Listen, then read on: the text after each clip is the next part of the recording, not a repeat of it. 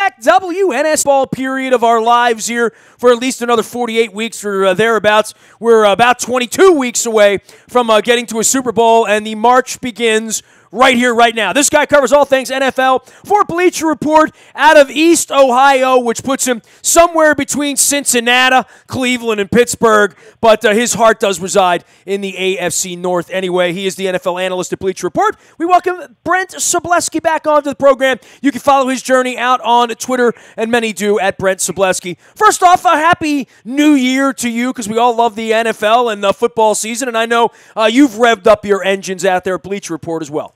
Oh, absolutely, Nestor. First of all, thank you for having me again. It's always great to have a new slate to get into another NFL season. We've already started high school football here in Ohio. You know that's a big deal.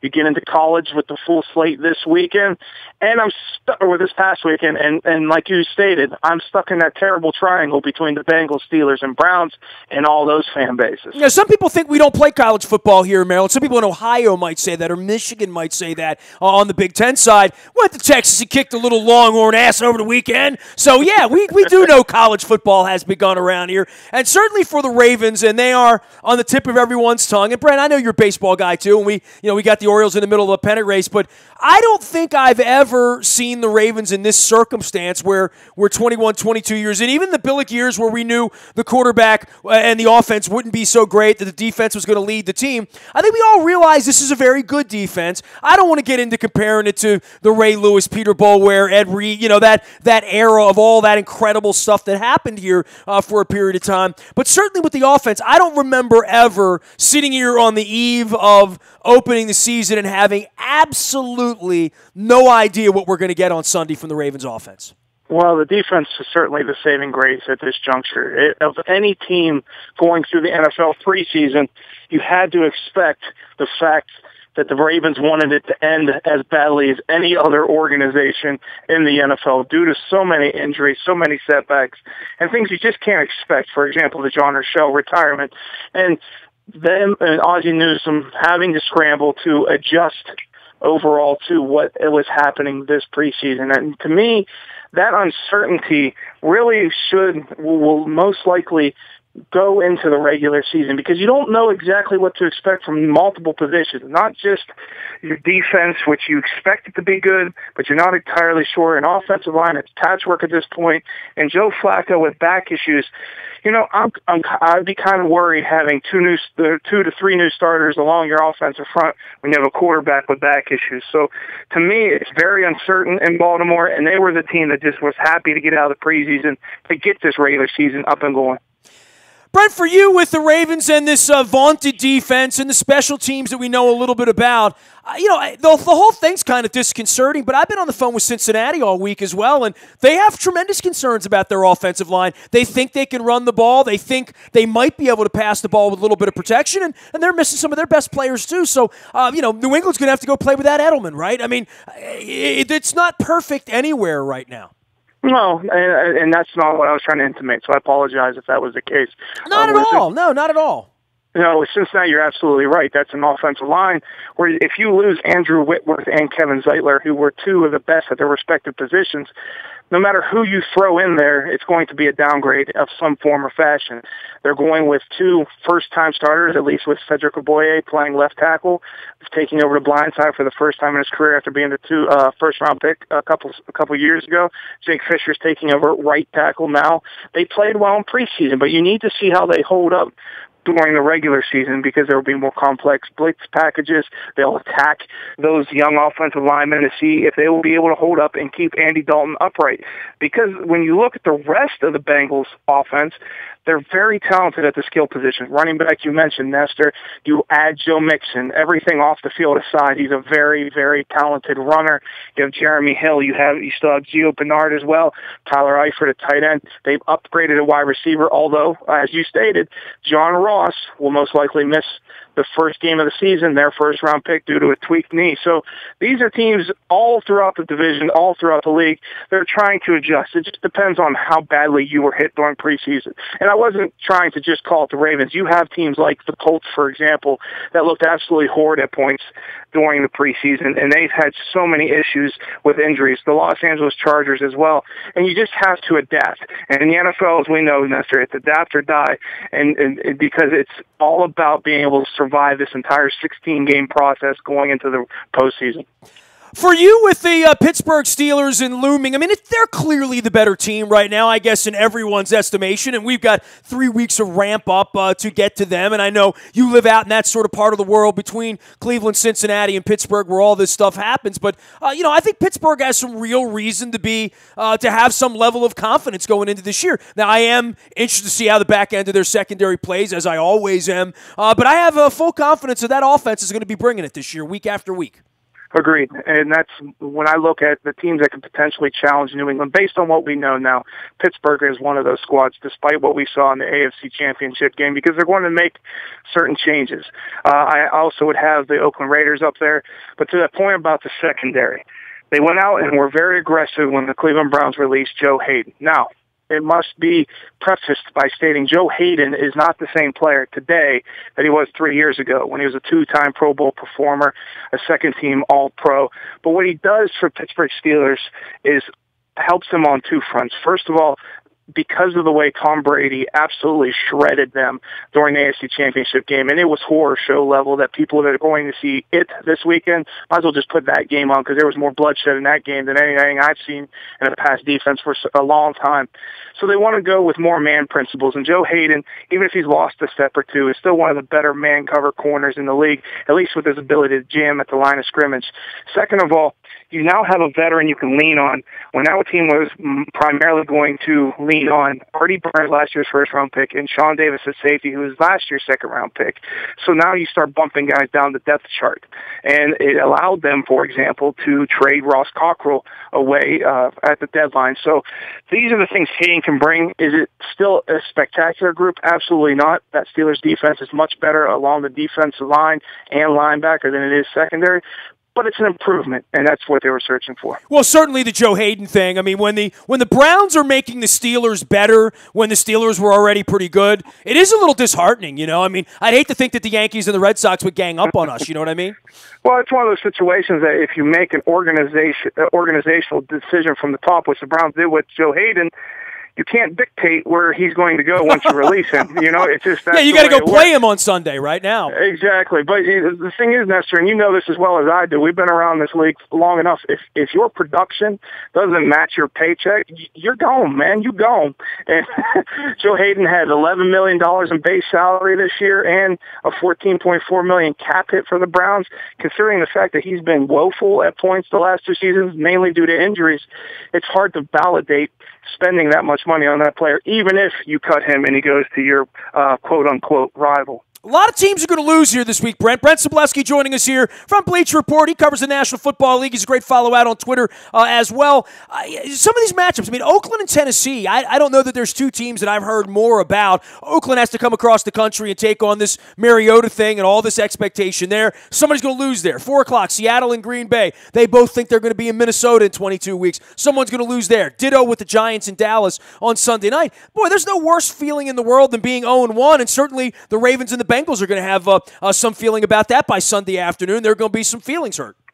Well, let's not even exclude the Thursday night game, which has the best two teams in the NFL over the last 3 seasons with their overall record, and that's the New England Patriots, who are obvious, but the best record over that same period of time is the Kansas City Chiefs, when they face each other on Thursday night. That's a huge game, and it's not a typical Thursday night game because they actually have time to prepare for it, so it shouldn't be god-awful like we've come to expect of that roster throughout the weeks. Oh, man, I forgot Thursday Night Football's back, right? Like, you know what I mean? Like, yeah. Oh, that's going to be good every week. I mean, look at this matchup here.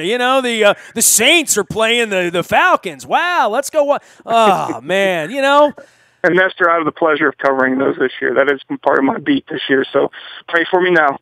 Well, and then pray for you just watching the uniforms that your eyes, I mean, they should sell special glasses for the NFL Color Rush games, I think, as well. I agree. Some of those are just awful. But to your point, when you look at this first week matchups, and the first one you brought up to me was the Tennessee Titans and Oakland Raiders, and I find that absolutely fascinating. I already alluded to the fact I think that the Raiders can be a Super Bowl contender if everything breaks right for them. There's still some concerns on defense, and that's what I find fascinating with this matchup, because Marcus Mariota is developing into one of the truly elite quarterbacks in the NFL. If he's healthy, then we still need to see what he does this year. But you have that offensive line, which is one of the biggest and most physical for both those teams. They're both in the top 5 among best offensive lines. But Tennessee, hashtag exotic smash mouth, they're going to run the ball. But not only can they run the ball, we'll see the debut of Corey Davis, the 5th overall pick, who did not play in preseason. We'll see if he's got that explosion back after having the injury during the pre-draft process. They've added other players like Tywan Taylor, Eric Decker, Jonnu Smith, who was a third-round tight end, who's going to be in a lot of their 12 personnel. Can they be explosive against a Raiders defense who, yes, features the reigning NFL Defensive Player of the Year, but the rest of the unit stunk last year? And will the Raiders improve on that side of the ball? So that's, to me, the biggest matchup of the weekend, just to see if either of these teams can start to realize their potential even this early in the process. Give me a team or two that you have your eye on that might be better than expected. I know the Jets-Buffalo game does not include one of those two teams, so I'm going to write that one off. But aside from that, boy, there's certainly a lot of stories out in the league right now at 0-0 that someone's going to win on Sunday en route to a 10-win season that we didn't see coming. Well, one of the ones you immediately leap to, and obviously they had 9 wins last year, but you look at the Tampa Bay Buccaneers with Jameis Winston, the first quarterback ever to throw for 4,000 yards in his first 2 seasons. You might have to wait a little bit for Doug Martin to come back because he has a 3-game suspension, but you had Deshaun Jackson opposite Mike Evans. That is an explosive offense, and you draft O.J. Howard in the first round, the top tight end prospect in this year's draft. Plus, there's something else to note with the Buccaneers. When they were winning late in the season, they had a 5-game stretch through November into early December where they had the #1 defense in the NFL in basically every major category. So now they add T.J. Ward, who was released by the Denver Broncos, and improve as well. So that is a really interesting team. If we're looking at the lesser teams of the last couple of years, one that I find fascinating, even though the injuries to their draft picks, are the Los Angeles Chargers. And I understand that they're going through the whole changeover from San Diego to Los Angeles, but you still have Phillip Rivers. If you keep him upright, he's going to throw for 4,000 yards. And that dynamic duo they now have on defense with Melvin Ingram and Joey Bosa are going to cause a lot of problems. Furthermore, their secondary is so opportunistic that if you're creating pressure on a consistent basis with your defensive front, Jason Verrett, a healthy Jason Verrett, and Casey Hayward are going to make plays on the ball. And to me, that's an interesting combination and a way to win games when Los Angeles has had so many close games in the last couple of years that the Chargers going to pull off. Maybe they start doing so. Brent Sobleski joining us here from Bleacher Report. He can be followed at Bleacher Report as well as out on Twitter at Brent Sobleski. That's Sobleski, wearing his Guns N' Roses shirt. But, dude, I'm so pissed that I miss Guns N' Roses. But they're coming back to the Verizon Center, and as long as the Orioles aren't in the World Series, I'll have a chance to watch them again. But I do like the GNR, a little throwback, and the rock and roll, and the various cartoonage that comes along, and comic book stuff that I know you dig so much out there in Ohio. Last thing for you, we talk about all these teams and where the perfection is and where the end of the year. We were all talking all this craziness about the Patriots. The Edelman thing, of all the injuries, dude, if they go and win the Super Bowl again without Edelman, with Brady at 41, I find that, and I know Vegas is in love with it still, and if you want to go out there and you want to bet a team to be there in Minnesota holding the silver trophy, you'd bet them, but to me, at some point, they're due for some bad fortune of some kind. I mean, just on karma alone, because I know the bastards are cheating. Well, we've already looked at a couple situations where you think that this could derail them, whether it be Edelman or Gronkowski. Gronkowski. This offseason alone, Rob Ninkovich randomly retires unexpectedly. You also have, and I know maybe that's not the biggest name, but he's been a key contributor for numerous years now. And then on top of it, you go out and traded an early draft pick for Tony Ely, the defensive end from the Carolina Panthers. He performed so well for you, you cut him before preseason was even over. Not everything works in the Patriots' favor, but the fact of the matter is that team is as deep as any in the NFL, if not more so. So when you have an injury like, for example, Julian Edelman, most teams don't have the luxury of just placing Danny Amendola in that position, or Chris Hogan, or Brandon Cooks, or Malcolm Mitchell. They're just very deep at numerous positions. And unless you can find a way to consistently pressure Brady, it's almost impossible to beat them. So that's why they're such favorites, because as long as the old man stays upright behind that offensive line, they are dangerous. And they're even more dangerous now than they have been, I would say, when they won the Super Bowl last year, because of the upgrades they made overall to the roster. So this is why they're overwhelming favorites. Does that mean that you should go out and spend all your hard-earned money to bet on the Patriots? No, I would never advise that. I'm not a betting man myself. There's other teams that I believe can rise up, and I'm not alluding to the Atlanta Falcons and their slogan, but I look at someone like Seattle making a trade for Sheldon Richardson for that defense. Now, again, there's offensive line issues in Seattle, but if that defense reverts to where we've seen them before, with that ferocious defensive front with Sheldon Richardson added, now that's a team that can give New England troubles. The Pittsburgh Steelers, you obviously have an explosive offense. If you can have a healthy Cameron Hayward, Stephon Tuitt, Javon Hargrave, add T.J. Watt, James Harrison, start getting to Tom Brady, you have a chance. And that's exactly the template we saw when the Denver Broncos beat them 2 years ago and went to the Super Bowl and won it. That's what you have to replicate moving forward this year to knock the Patriots off the throne. Well, I'll tell you what, if it's about playing a little smash mouth defense, I think we're going to do that around here. We get going Sunday at 1 o'clock out in Ohio. Brent Sobleski's out in Ohio. The Orioles are going to be in northern Ohio all weekend taking on the Indians. The Ravens obviously down in the southern part of the state, Cincinnati. And I'm sure we'll get Maryland out there to the big house at some point in the horseshoe out there in Columbus before it's all over with in the middle of football season, October, November as well. Brent, always a pleasure, man. I'll check back in with you. 32 teams, 16 will be very, very sad come Tuesday morning, and we'll be chronicling them week after week. We'll be watching you out at Bleacher Report as well. Well, thank you, Nestor. And let me say one more thing. The Orioles do not want to face the Indians right now because no team does. we are aware of this. I mean, I'll tell you what, man, the American League playoffs are going to be something next month. I mean, look, the Red Sox and the Yankees are all but qualified. Clearly, Cleveland and Houston have run away. But whatever this triangle is, and these 7 teams, including the Orioles, trying to be that team that plays that one game at Yankee Stadium or potentially Fenway Park, depending on how it goes. I think it's interesting that the Red Sox and Yankees don't play each other anymore. And I do think it's interesting that Cleveland and Houston are going to be able to set everything up and sort of sit back because, dude, there might be 3 or 4 teams tied here for this wild card. They might be playing baseball for 3 or 4 days before the playoffs even begin. Yeah, you're right. But the one thing that kind of bothers me, even though I love to see the Indians playing so well, the way some of these divisions are set up with Houston and the Dodgers and so many teams running away with the divisions, it's kind of taking a little bit of fun out of September. You have that wild card. Thankfully, we have that second wild card. But I was looking at the standings a few minutes before we were on the air. There's numerous teams. I wanted to say 4 to 6 of them already have a 99.9% chance of making the postseason, and we just started September. That's not baseball to me, Nestor. I want to make it cutthroat the whole way down the stretch. Well, you just feel that way because the Indians might be a 1 seed before the month's over here, and we'll see how Houston holds up. I mean, I tell you what, on the back end of that storm, boy, they've really shown a lot of resolve. I mean, that's a very difficult thing to go through with wives and children and family and displacement and trading for Houston has really shown a lot this week as well, I think. I'm going to say one thing when it comes to the players in the NFL, in the major leagues right now. Jose Ramirez and Jose Altuve, they're not even 10 feet combined, and yet they are the 2 most fun players in Major League Baseball to watch right now, at least for me. They are absolutely exceptional, not only at the plate, but out in the field, and it's just an absolute joy to watch guys like that who don't fit the typical standards of what we've become accustomed to for professional athletics and see them excel at such a high level.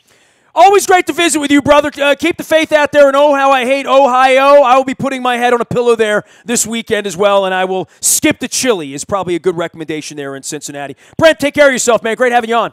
Appreciate it, Nestor. Have a good one. Brent Sobleski from Bleacher Report. He's an NFL analyst there as well as a contributor at the OBR. And you can follow him at Bleacher Report as well as at Brent Sobleski, Sobleski on Twitter. You can find me out in the Buy a Toyota Audio Vault 24 hours a day from anywhere in the world on your mobile device by downloading the TuneIn Radio app. We do come in crystal clear from wherever you happen to be.